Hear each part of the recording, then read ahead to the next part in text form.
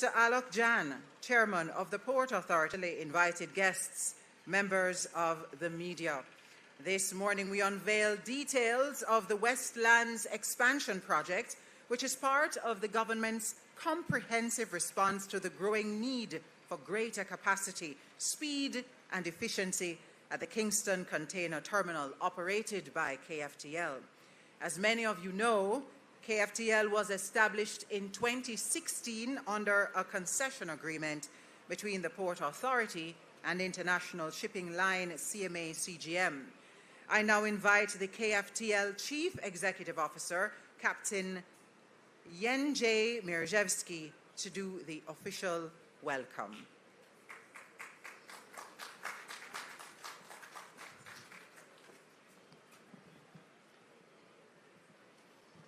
Thank you. Prime Minister, Most Honorable Andre Holness, President and CEO of the Port Authority of Jamaica, Professor Honorable Gordon Shirley, Vice President, CMA Terminals Holding, Emmanuel de la Chambre, distinguished guests, ladies and gentlemen. Good morning and welcome. Today we gather to mark the very special milestone, the groundbreaking on the Westland expansion project. It is not just a contractor side. It is a symbol of growth, vision, and long-term commitment to Jamaican futures. Just a few years ago, some of you remember, exactly more or less in the same place, we had celebrating arrival of the first hybrid strata carriers. And I'm proud to confirm that within 2 weeks we would receive next 14 new hybrid strata carriers and 2 empty handlers. But it's not all. In September, we welcome new state-of-art ship-to-shore cranes, which will be able to service the largest vessel which is possible to pass the Panama Canal. We are constantly upgrading our infrastructure. The worst berths, shortly we will receive new fenders and new STS rail. And we also invested in a new LED lighting, which increase our performance, but also in safety. But we don't only invest in the infrastructure or equipment. We invest in our people. We already have hired more than 450 people. We have trained more than 600 operators. But what's the most important is some of them we have sent abroad to get the international experience to the Vietnam. And we are especially proud that some of our own trained operators went so far to Nigeria to train the operators there. This is a strong reflection of a talent, professionalism, and global capacity we are building here in Jamaica. And all of this is possible because of the strong, consistent support by you, Mr. Prime Minister, Government of Jamaica, Port Authority of Jamaica. Let me say, we deliver, we grow, we are getting better every day. This direct support allows the local business to grow. We serve the exporters and service providers. Let me say again, KFTL, supported by one of the largest shipping line, CMA CGM, delivers. Since the beginning, our shareholders has invested in the terminal more than $400 million to upgrade the superstructure, new equipment, and the IT system. We are deeply grateful for ongoing collaboration with the Port Authority of Jamaica. At this moment, allow me to say that there is one individual I must to thank particularly, a true partner whose cooperation and support help us achieve our common goals. I'm talking about you, Professor Shirley. Thanks a lot.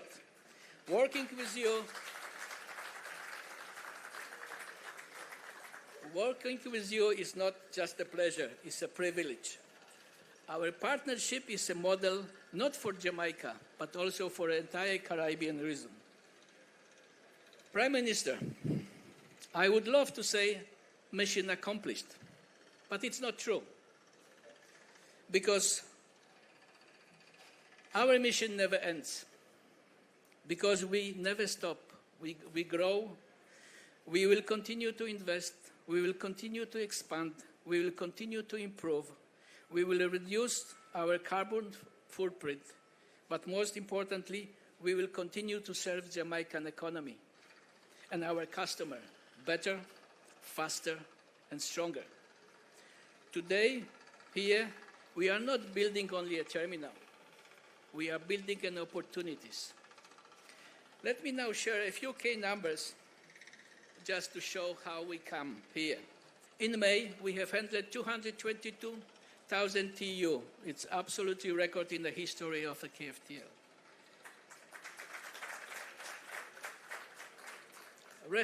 Today, we have more than 446 or 48 now, I've got information, 1,000 containers around us. You will shortly take a tour. You will see that every place is taken. But to visualize the scale of a number of containers we have here, if we will place those containers on a highway from Kingston to Montego Bay, one by one, it will take up to the Montego Bay, back, and still about 30 kilometers left to be filled up. So that's a huge amount, which normally you can't see it. You need to visualize it. And what is the most important is we are on a way to build a new record.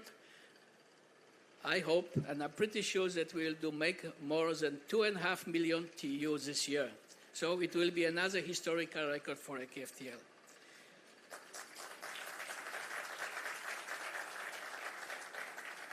This tells us one clear thing. Jamaica is growing.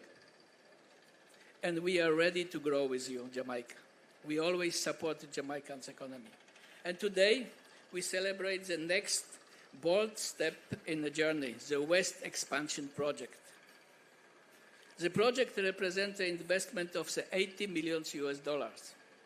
It will add at least 600,000 TEU on the capacity.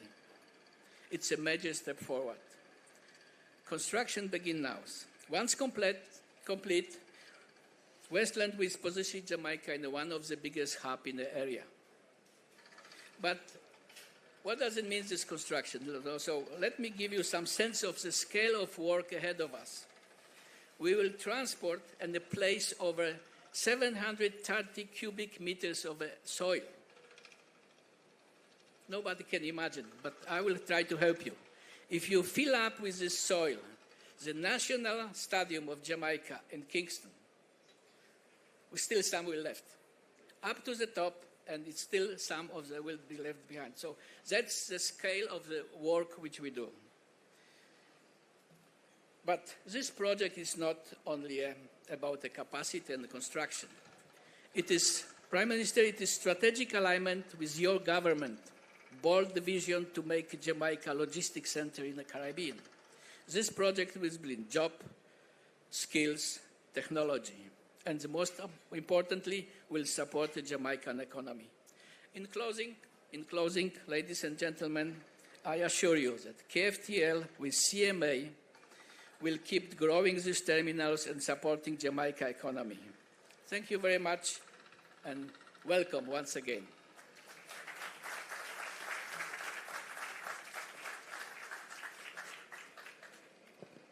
Thank you so much, Captain Merzuski. $400 million US in investment so far. I think that deserves another round of applause. Ladies and gentlemen, the work being done to modernize and future-proof Jamaica logistics has been moving at pace, thanks in part to those investments being made under the concession agreement. And before I run on, let me acknowledge the presence of the Minister of Industry, Investment and Commerce, the Honourable Owen Hill. Good morning to you, sir. The agreement, concession agreement, is a great example, and I know Professor Shirley will agree with me, of public-private partnerships that have put Jamaica on a growth path. This morning, I'm happy to introduce you to Senior Vice President of CMA Terminals Holding, Mr. Emmanuel Dulachambre, who will come now to formally greet you.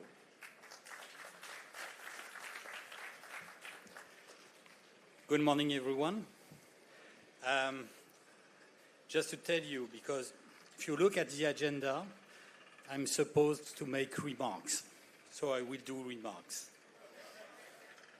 First, my first remark is a warm thanks to you, Mr. Prime Minister and Mr. Minister of Industry, because if we are there in Jamaica, us, CMA, as a shareholder, and as a shipping company, it's because we are always welcomed. And that's really important. Because our business is a service to customer. And the question of the confidence and the ambience is really a key one. In our world, if you are not welcomed, you do not stay. And today, we have decided to stay and to write a common story. So thank you for that. My second remark will be a special thanks to you, Gordon. I was here 6 months ago for operational and social issues. It was a complicated time, but we did succeed, and we did succeed because you, Gordon, you did more than what you were supposed to do. So thanks for that.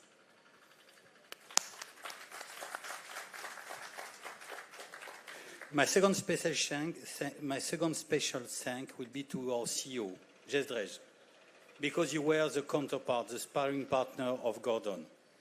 And the success of this operation today is your success, both of you. Thank you.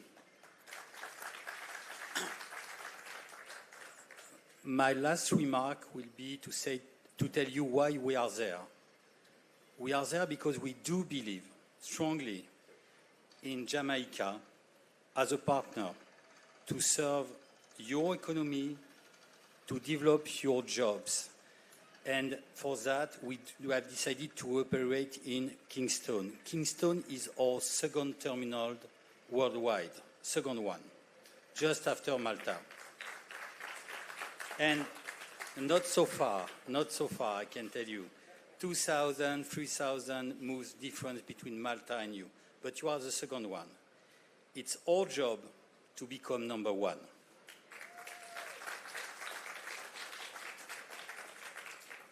This investment is done for Jamaica, is done for the shipping industry, is done to develop a really stable and growing market, which is Jamaica and Caribbean Sea. In a really disruptive world we are living in, and I will not develop, you have to open the TV and listen to the news. Here, it's a stable area, and business likes stability. As long as we have stability, we will develop with pleasure and commitment because we do business. And the common thing we have all together is to do business in good faith. That's important. That's really important. So that was my last remark. Really happy to be there. It's a good day. It's a great day for all of us. And as soon as we deliver the first square meter of additional ground, we will put a container on it. So thank you to all of you. And one more time, thank you to be there and to support us.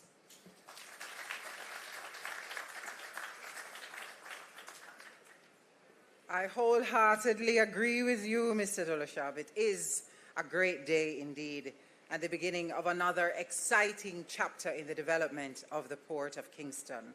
Westland's expansion will bring so many benefits, and we're going to hear more about that in a few moments. We'll also get to actually see the area that has been earmarked for this expansion and do a tour of the west and south berths to see the results of some of the wonderful investments that we've been hearing about this morning. But first, we're going to get the unique perspective of the Port Authority of Jamaica, the maritime agency that has been a key driver of this very strategic development plan. Please help me welcome PAJ President and Chief Executive Officer, Professor the Honourable Gordon Shirley O'Jay.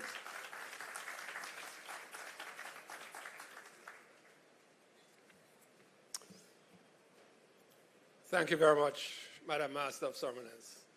Most Honourable Prime Minister, Minister Hill, members of the Board of the Port Authority, members of the Shipping Association of Jamaica, members of the port community, members of the business community, members of the PAJ. Thank you all very much for coming this morning. You've already heard a lot about the project from EMJ, and I think, and from Emmanuel, you've heard the perspective from Marseille on Jamaica. My responsibility this morning is to really explain the significance, to elaborate on some of what EMJ has said of the importance of today's signing and the groundbreaking exercise, and to put it in the context of the developments, other developments in the Port of Kingston that have contributed to the growth that we have experienced over the past 5 years. The process of transforming Kingston into the fastest growing port in the region and a leading transshipment and logistic hub was really placed into motion when the concession agreement was signed on the 30th of June 2016, giving KFTL the right to develop and operate the terminal for a 30-year period long enough for them to have the confidence to invest and expect to have a good return. CMA CGM, to be clear, was selected as a successful bidder for the concession agreement via a very transparent procurement process. One of the early actions of the newly elected government, led by the Most Honourable Prime Minister in 2016, was to review and sanction the agreement as an effective and responsible way to redevelop Kingston, the Kingston port, to cater to the much larger cargo vessels transiting the Panama Canal, and which have now become a mainstay in the global shipping. We say this, and sometimes it rings hollow for most persons. First of all, if you look across the water, or if you look around, you can see how busy the port is. You can see how many ships are here. I think this, the third ship up, Carlos, I think it's about the third one. I won't tell you whose name is printed on the side, but that is an example of the 15,000 TEU vessels. The ships around it are the size vessels that we used to obtain, that used to come here prior to the reinvestment in the terminal. It would not have been able to take that very large vessel. Under the agreement, the concessionaire was responsible to invest in infrastructure, equipment, and technology to enhance the competitiveness of a terminal. Among the critical infrastructural investments that have taken place, much of which we cannot see today, was the dredging of the access channel and the basin. It's impossible to see it because it's underwater, but that ship could not have come into Kingston Harbour unless that dredging operation had taken place. They're also on that terminal. Many of you will remember that a decade ago there was an earthquake that devastated Haiti. Jamaica lies on, Kingston lies on that fault line. And so the terminal itself had to be redeveloped and reinforced to be able to withstand earthquakes of that nature. EMJ described the earth that has to be moved. Well, there's a lot of earth and deconstruction and reconstruction which had to occur over that terminal. You can't see it now because it's completely covered over with containers. But major investments were made in infrastructure, and those are two examples. There's also investment in equipment. The two, if you look closely at that large ship, the two larger cranes are two of the post-Panamax capable cranes that were new and brought in. And you've heard from EMJ that two more are on the way and will be here in September. The straddle carriers, the yellow tall vehicles that you see driving, they have been entirely replaced. Over 57 new hybrid straddle carriers have been acquired and 10 more are on the way this year. There are a number of other pieces of terminal equipment. There are 12 new reach stackers, 11 spreaders, 12 road heads, 5 trailers, 22 forklifts, and 53 other assorted pieces of equipment that have been acquired for the KFTL. And there have been investments in technology, investments in a new advanced Navis terminal operating system, a differential global positioning system which allows for very precise location of all equipment and all containers on the terminal, and for geofencing and geopositioning on the terminal. Massive investment made there.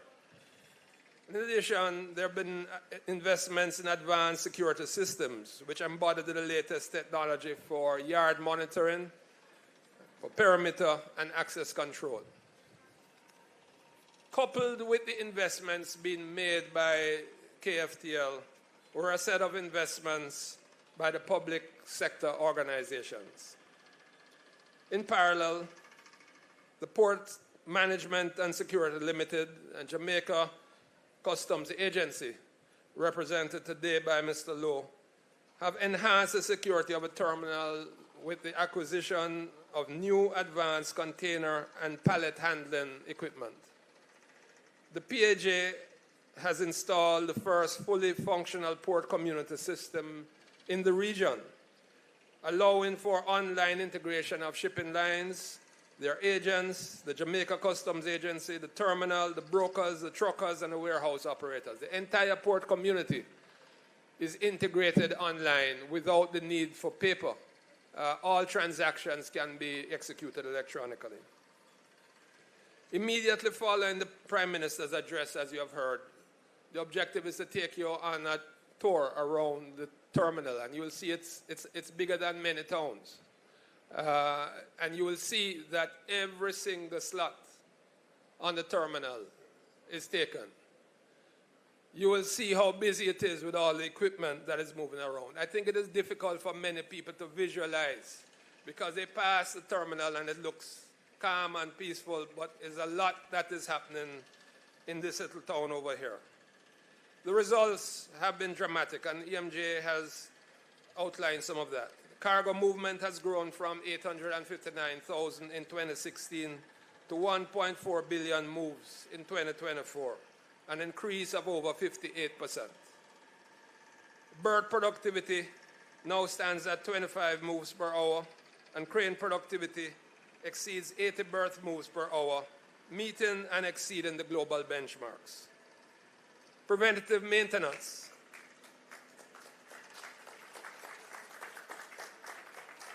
If you have this many equipment and they're constantly moving 24/7, this is not an 8-hour operation, this is a 24/7 operation.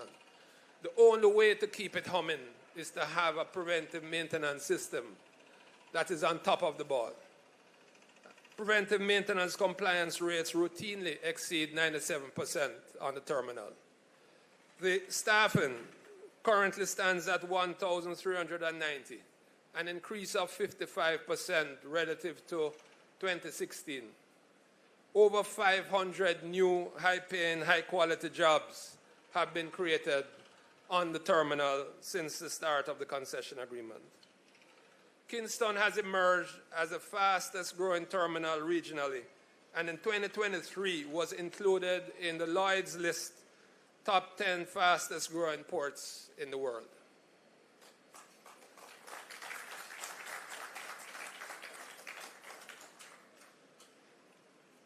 The truth is that most people in this audience know that growth does not usually come without its challenges. And the shipping industry is subject to changing geopolitical developments and the impact of those on trade flows. Driven by the response to the pending trade war in 2019 and by the COVID pandemic in 2020, the shipping industry was faced with a period of considerable disruption and uncertainty. The most visible effects of this were the congestion at ports and the dramatic deterioration in vessel arrival punctuality and delays in the delivery of cargo to customers. Kingston has experienced its share of these challenges. Unaddressed by further investments, these challenges would threaten to undermine the impressive growth that we have achieved to date. The Westlands Agreement is a catalyst for further growth. The arrangement to be signed today between KFTL and PAJ will allow for an expansion of the terminal storage area by over 25%. This will significantly improve the competitiveness of a terminal, which will be able to accommodate cargo that is currently bypassing the port from its existing shipping lines, and will allow it in addition to attract new business from other customers. It will also allow for a modern, highly automated domestic gate to be installed, substantially improving, Mr. Lowe, the rate at which domestic cargo can be processed and released. The development of the Westlands will create an important additional basis for competitiveness for Kingston in comparison to the space-constrained competitors.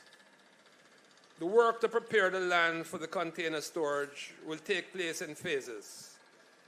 The objective is to commence the work immediately on signing of the agreement for the space and to quickly bring the area into productive use. You heard Emmanuel saying when the first square meter is available, he's putting a container on it. So you can imagine the contractor working, and right behind him is Carlos with straddle carriers putting down containers.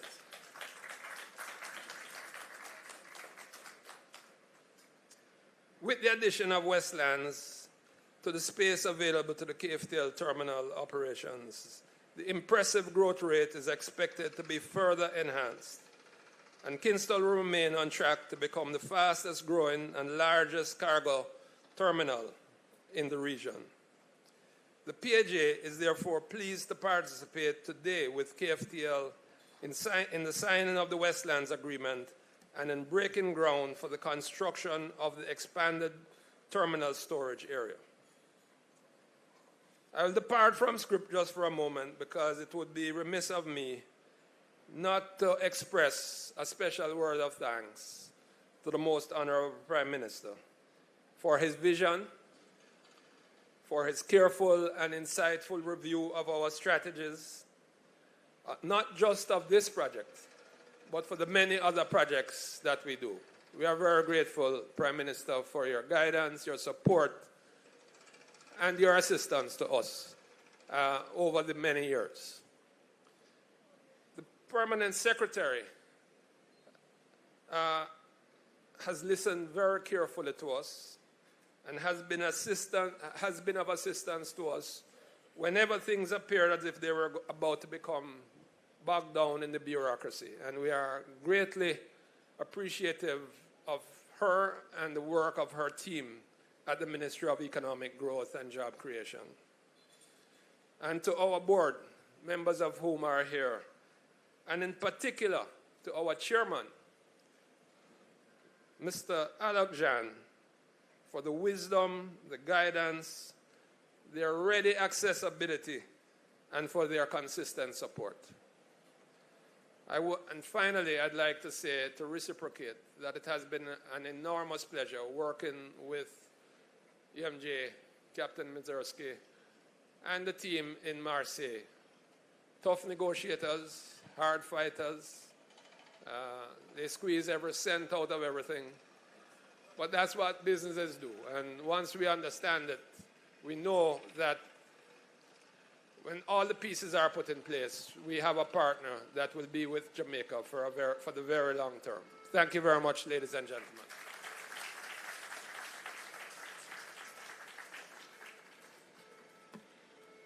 Thank you as well, Professor Shirley. Today definitely represents a pivotal moment for Kingston, among the fastest growing ports in the world. I mean, I sat there and just imagined all of the wonderful things that we'll begin to see happening in the next couple of years as we reap the benefits of all of this great work that's happening. As we heard, this $80 million investment is part of a broader development for the area, broader plans, a bigger vision, if you will. And I'm ever so pleased to introduce our guest speaker who will share that greater vision. Ladies and gentlemen, our Prime Minister, Dr. the Most Honorable Andrew Holness, ONPC MP. Please make him welcome.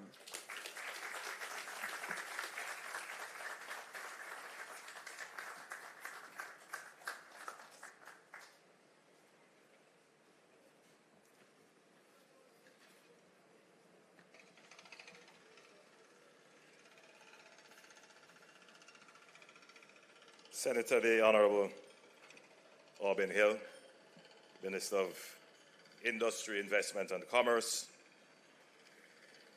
His Excellency Olivier Guillaume-Vache, French Ambassador. I hope I got your name correct. I'm French Ambassador to Jamaica, my Permanent Secretary, Mrs. Arlene Williams, Permanent Secretary of the Ministry of Economic Growth and Job Creation, Mr. Alec Jan, Chairman of the Port Authority, Professor the Honourable Gordon Shirley, President and Chief Executive Officer of the Port Authority of Jamaica, Emmanuel Delacham, Senior Vice President of CMA Terminals, Captain Merzewski, did I get that one correct? Merzewski, Senior Vice President, Chief Executive Officer of Kingston Terminals, Executive Heads of Public and Private Sector Organizations, members of the media, distinguished ladies and gentlemen, good morning, still morning. Today marks a defining moment in the continued transformation of Jamaica's logistics and shipping landscape. We gather not just to witness the signing of a contract, but to break ground, literally and figuratively, on a new phase of growth, opportunity, and national ambition. The commencement of the Westland's expansion project represents a vision that is materializing. When I first assumed office as Prime Minister in 2016, I established a clear vision for the Port Authority of Jamaica to transform Kingston into the fastest growing transshipment hub in the Caribbean and the Americas. That vision was grounded in Jamaica's unique geographic location, the underutilized potential of our deep water harbor, and the investments that had already been made. But it was also a deliberate effort to create a new engine of growth in shipping and logistics, one that would generate jobs, attract international capital, and build resilience into our economy. This vision was not just a vision. We developed a clearly structured strategy to realize the vision. And the first step was to modernize and optimize what we already had. In 2016, we executed the landmark concession agreement with Kingston Freeport Terminals Limited, triggering over $400 million in investments in terminal infrastructure, including cranes, straddle carriers, and high-tech operating systems. Another $50 million is being invested this year in additional equipment to enhance operational throughput. The investments have gone beyond infrastructure and equipment. The KFTL has implemented an advanced terminal operating system, integrated geopositioning and geofencing capabilities, and overall its security architecture. These investments have paid off. The KFTL's cargo volumes have grown by 58% since 2016. Berth moves and crane moves exceed global performance benchmarks. The company maintains a preventative maintenance compliance rate of over 97%. And importantly, the company's workforce has grown by more than 50%, creating 500 new high-quality, high-paying Jamaican jobs.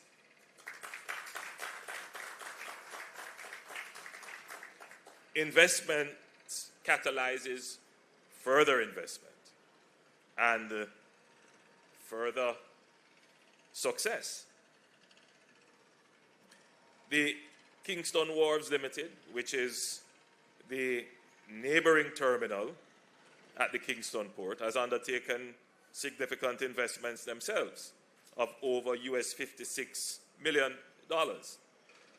It has emerged as the largest and fastest growing automobile logistics hub in the region, with further investments now going into a major automotive storage and processing facility.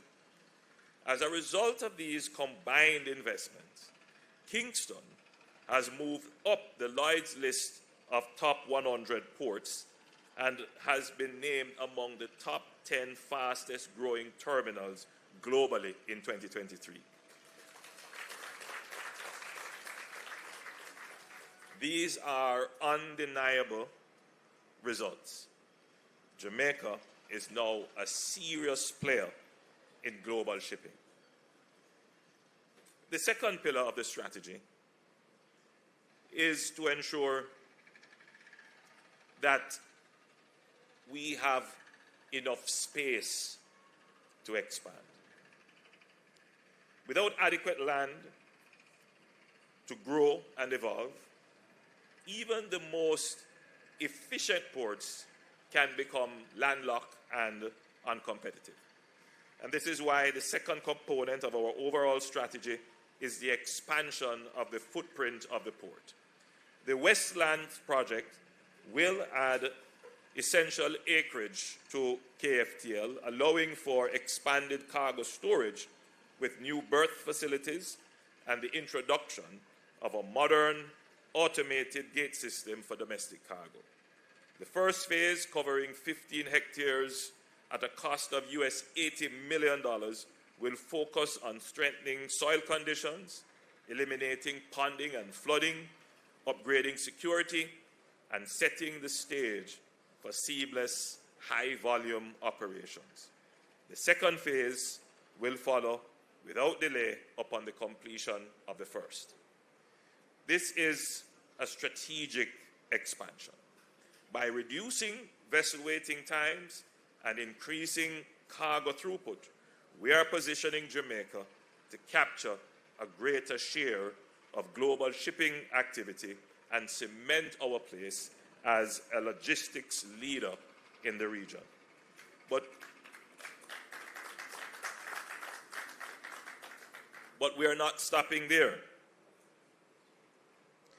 In my contribution to the budget debate earlier this year, I restated the government's plan to have the Kingston Pen Airdrome relocated to the Norman Manley International Airport and the land transferred for further port development. The Airports Authority of Jamaica has completed the feasibility analysis and has been working with the Port Authority and the National Works Agency to bring the project to fruition. To facilitate the integration of the land into the port operations, the Marcus Garvey Boulevard is to be rerouted to the north of Kingston Pen. The realignment and reconfiguration of the road will eliminate bottlenecks in the traffic flow between Portmore and Kingston, specifically downtown Kingston. Each of these decisions we have taken reflect clear strategic imperatives to secure the future by creating space for it and to increase the efficiency and productivity of the assets we already have. The Westlands Agreement, to be signed today, alongside the Kingston Pen relocation, will ensure that the Port of Kingston will not only grow, but will grow without any constraints in the near future. Meaning that after this is done, you can look forward to accelerated growth of the port. At this point,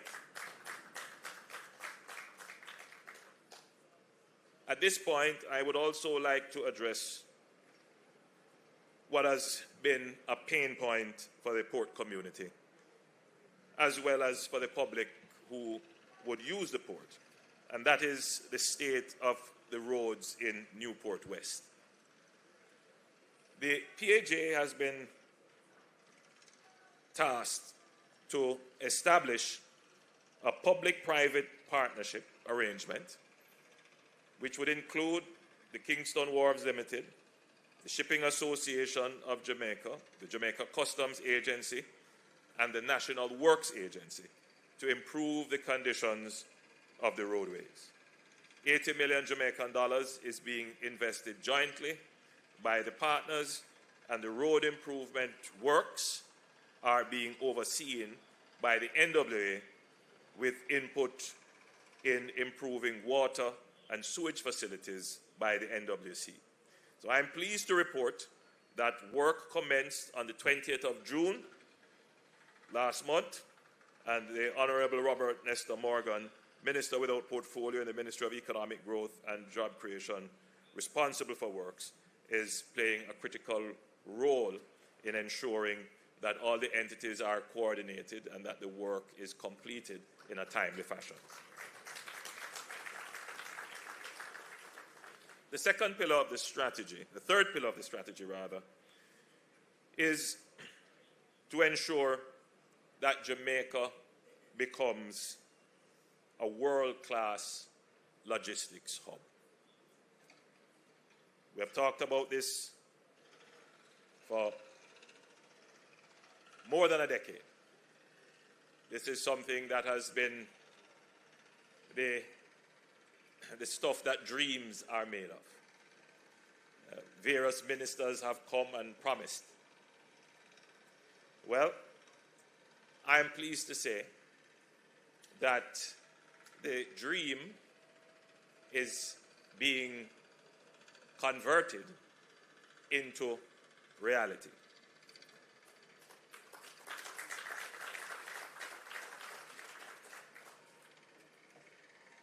Very soon, we will be breaking ground for the Caymanas Special Economic Zone. Something that we have done studies on with the World Bank. We have spent a lot of money on it. It is something that both administrations have wished for. But as I sat beside Professor Shirley, before he came up to speak, I whispered to him and I said, Professor, I called him Professor, he was my professor at university. But I should say, Mr. President, are you ready to break ground for the Caymanas Enterprise Zone? And he said to me, yes, Prime Minister, we are waiting on a date in your diary. And then I said to him, this is so important. So any day, I am ready. So you name the date.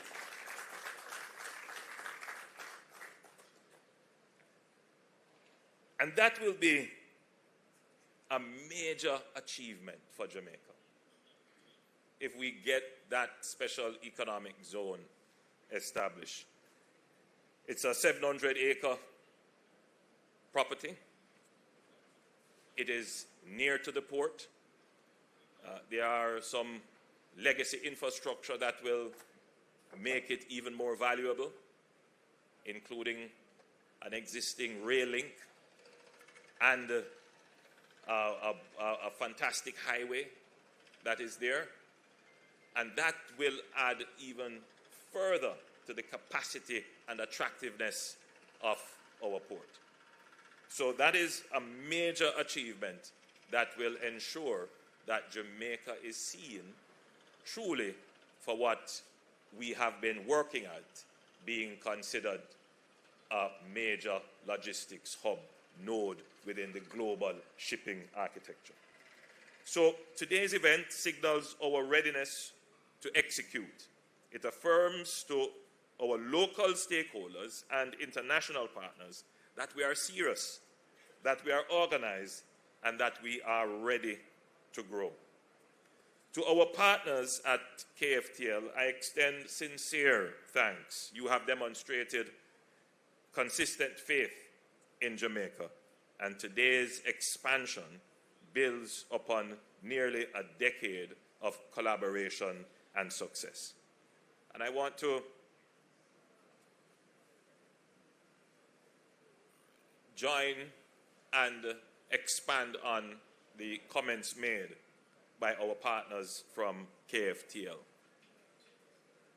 Business likes stability.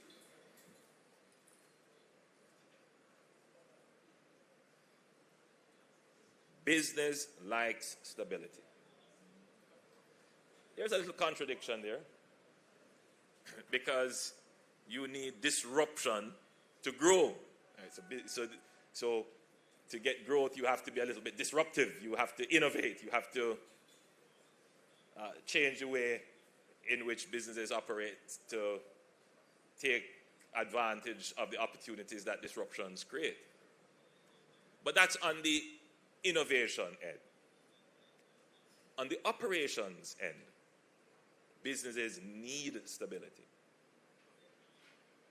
And what we have provided in Jamaica is an ecosystem for stability. That ecosystem is made up of several elements. One element would be our legal and constitutional framework. The efficiency of our court system, the laws that we have in place, the regulatory environment. When an overseas company is going to invest millions and billions into our local economy, the first thing they're going to want to know is, if there is a dispute and it has to be litigated, can I depend on the legal and judicial system to deliver justice? That's number one. So investing in our courts, investing in our judiciary, and investing in our legal system is critically important to creating this stable environment. And we have been doing that. Granted, there is still lots more to do, particularly in the digitization of our court system, because the truth is that global businesses want to know that they can get justice 24/7. So they want to know that their court system is accessible and responsive and efficient. So obviously, our friends from KFTL are here because they understand our justice system. It meets international standard, may not be as efficient as we would like, but it is far more efficient than many other jurisdictions. I start there because KFTL is here because they are grounded in a concession. But let me use another word. They are grounded in a contract. And that contract has to be grounded in our legal system. Secondly, they're going to put their money in here, and let's face it, they will put down cranes and they will dredge and put up concrete. They won't be able to take that with them. But for any business, they want to know that they will be able to get their returns out of Jamaica. They want to be able to know that they can repatriate profit. And therefore, you have to have a financial and an economic system where it is open. Jamaica has probably the only freely floating foreign exchange arrangement in the region. And that is an incredible attraction for foreign investments.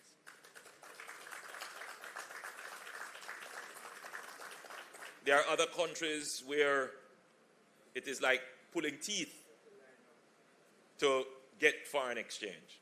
Now, I know this may have some dissonance to my local audience. Why would we want that? Well, if you stop and think about it, people are not going to move their foreign exchange if they know they can get it when they want it. It sounds counterintuitive, but people are going to move their foreign exchange when they believe they can't get it when they want it. And therefore, to create stability, you have to have a market-generated foreign exchange rate. And that's what we have done. Even with a freely floating currency, our reserve has not been drained. Our foreign exchange reserve is the highest it has ever been in our history.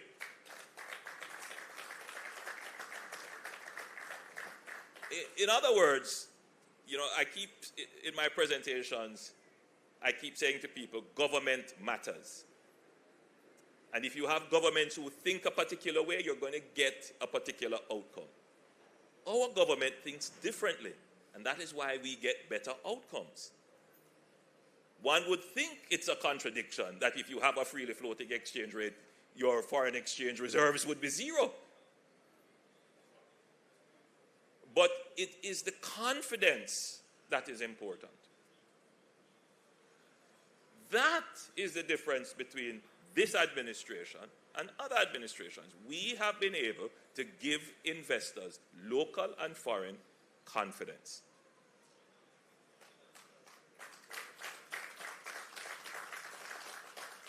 So, if you look at our economic performance, we have provided this very critical fiscal certainty to our economy, which gives investors confidence that I can put in more money and I can take it out when I'm ready. Now, listen, money needs a safe place. In the same way that, you know, some people feel the safe place is under their mattress or under their pillow because they can see it and they can take it up. Well, foreign investors want to know that their investment is protected by a strong legal system, is protected by good government policies, and then they will just leave their money there.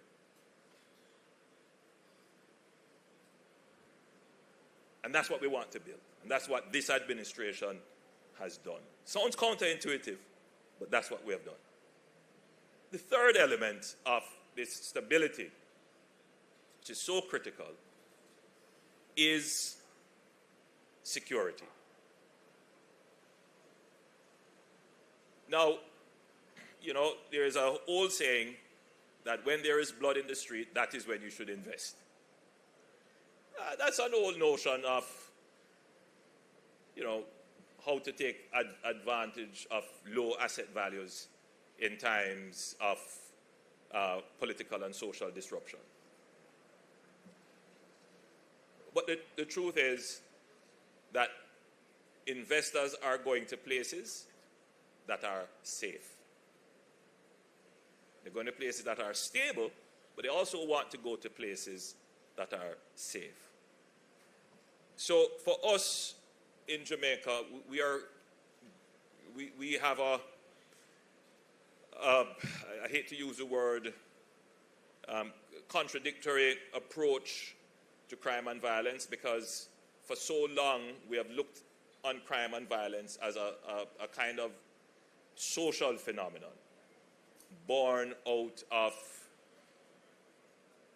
dispossession, inequity, and poverty in the society. And that is true. But there comes a time when the society has to look at itself and say, can we excuse this? Or are we going to address it? Because the crime and violence, which we believe comes from a dispossessed youngster in an inner city, and the society has been unfair to him, that youngster is actually preventing yours and his own development. So the society has to be firm and unequivocal in how it deals with crime and violence. Yes, there must be no compromise on human rights, but that doesn't say you must not be firm and decisive and instrumental in dealing with crime and violence.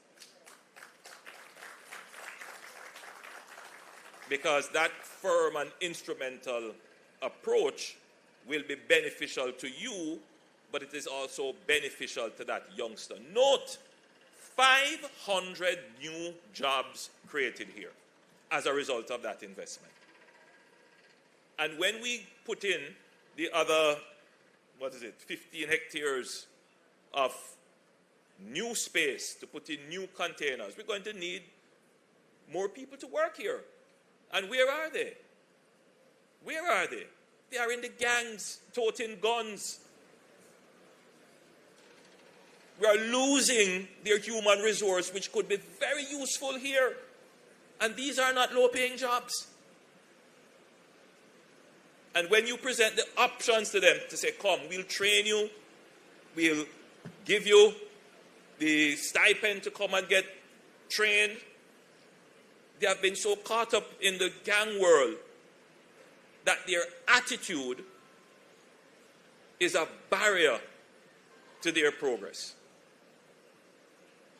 The society cannot continue to be ambivalent in this matter as it relates to treating strongly with the criminals. They are a block to our progress. They are an obstacle to all of our progress. And I use this opportunity to say, I would want to see all of those youngsters in the inner city, and I see so many of them who are, caught up in this gang culture, in this thug culture. We want you to come and work here. We want you to become the crane operators, the stevedores, the managers, the accountants, the people who operate the software and who get involved in logistics. Because the truth is that we face another problem. The chairman of the Port Authority and Minister Hill will tell you. Oh, tell me when you're ready for me to come down. Minister Hill will tell you that one of the challenges we face as a country is we simply are not able to, for the next decade, identify the labor force that will be necessary to carry the growth. I've never said it in this way before, but I'm saying it this way now because it is a real problem, right? It's a problem that you're going to feel the crunch in the next decade, in the decade coming, even though you're starting to see it now. But it is something that we have to really, really, really think about. And it is a real challenge that we are losing so many of our good human resources, our good talent, our good labor, because they are tied up in crime They don't want to come out of the gangs. They don't want to leave their communities.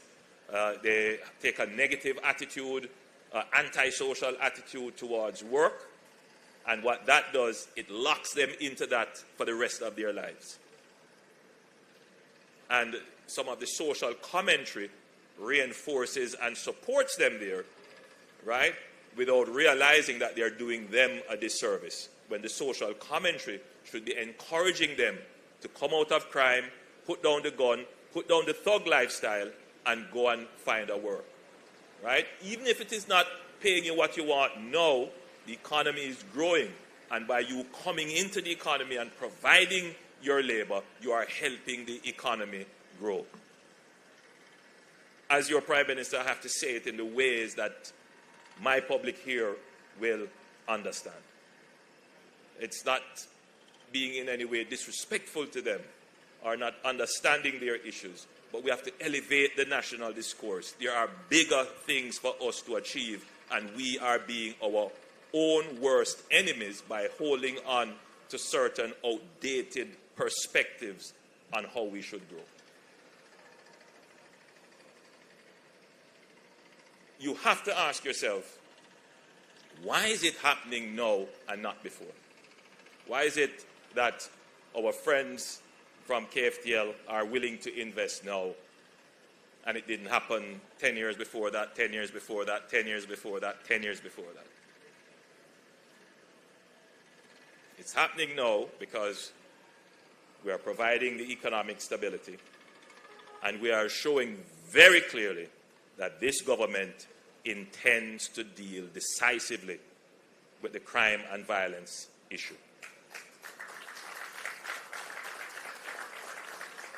But let me say it in another way. This government intends that Jamaica fulfills its true destiny as a peaceful country.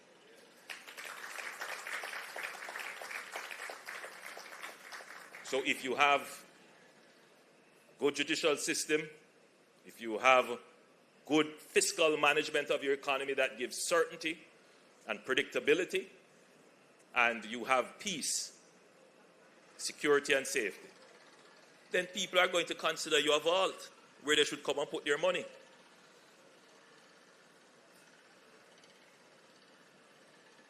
The fourth element of this stability is productivity and efficiency. And whenever you talk about a port, no matter how large the port is, no matter how many equipment you have, if the port is not efficient, the ships will pass you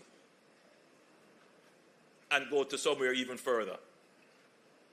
Ports are all about how fast you can take the containers off the ship and put containers on the ship, and on the other side of it, how fast the people who are getting who have ordered the containers can get their containers off the port and into their warehouses and storefronts. That's what a port is all about. And so I can't speak here without saying Jamaica must improve its productivity. And I give you the perfect example of this. The national discourse is always about how do we increase wages to keep abreast with inflation. How do you increase wages to keep abreast with inflation? Now, a port cannot unconstrained increase its price to keep abreast with, growing demand for its space. Because that growing demand for its space, which it cannot manage, is called congestion.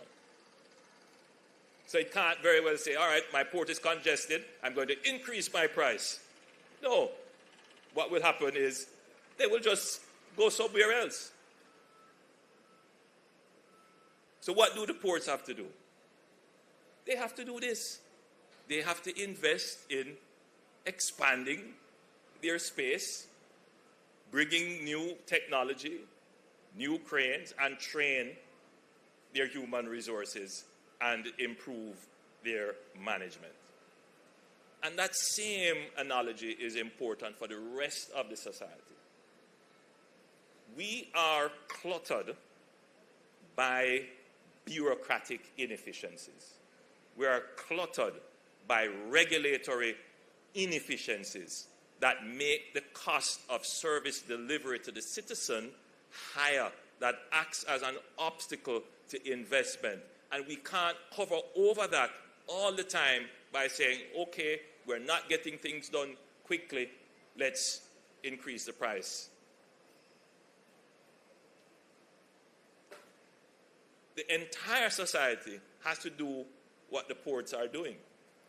We have to re-engineer our business processes as a nation.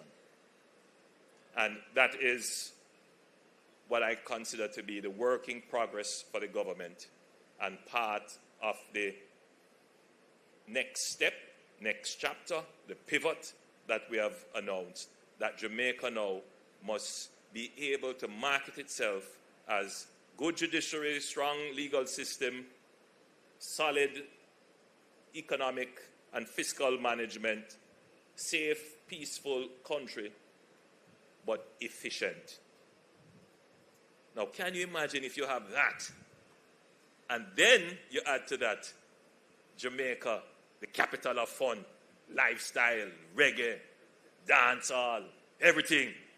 Gosh, you couldn't have, people would come to live here. Jamaica would become not the Miami, it would become the Dubai.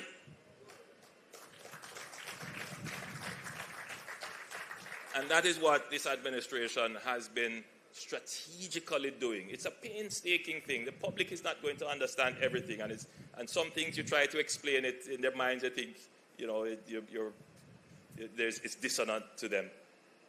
But it has to be done. They are not always popular things, but you know, when they see the benefit of it, then you know they're happy. So it's my great pleasure to have had the opportunity to address you. Let me commend the Port Authority. The Port Authority likes to think that they are an independent entity. They do fall under the Ministry of Economic Growth and Job Creation. And I do take the thanks of Professor Shirley for the offer of advice. No, it's not an offer of advice. It is the policy of the government and the direction.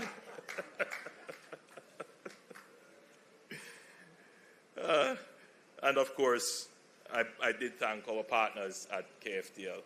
I look forward to the continuation of our partnership, our public-private partnership in a sense, and for the continued expansion of our ports. Ladies and gentlemen, it was my pleasure to address you.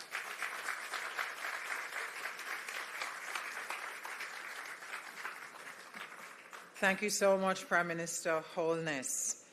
We're going to move quickly now into the signing of the agreement for the Westlands expansion project, which is being undertaken, as we've been discussing this morning, through a partnership between the Port Authority of Jamaica, which is not independent, right, PM?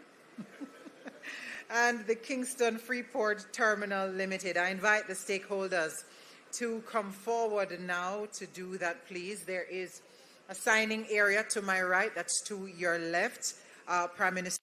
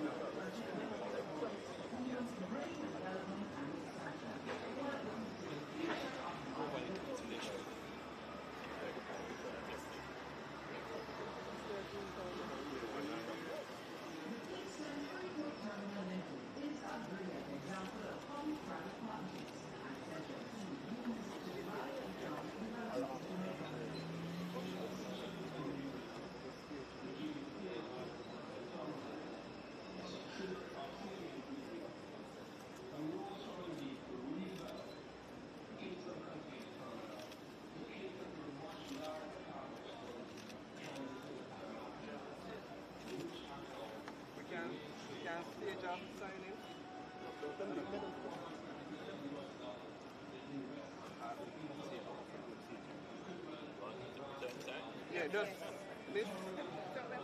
Miss. The not so formal activity.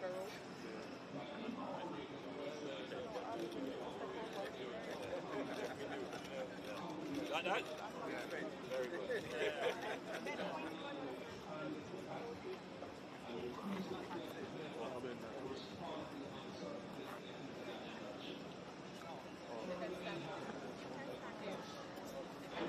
So I will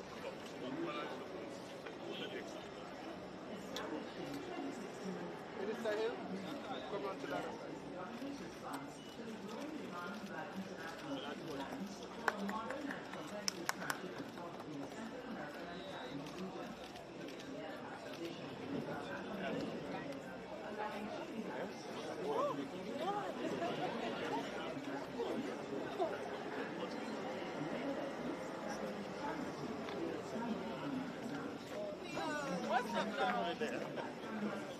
Wait! What are you doing up there?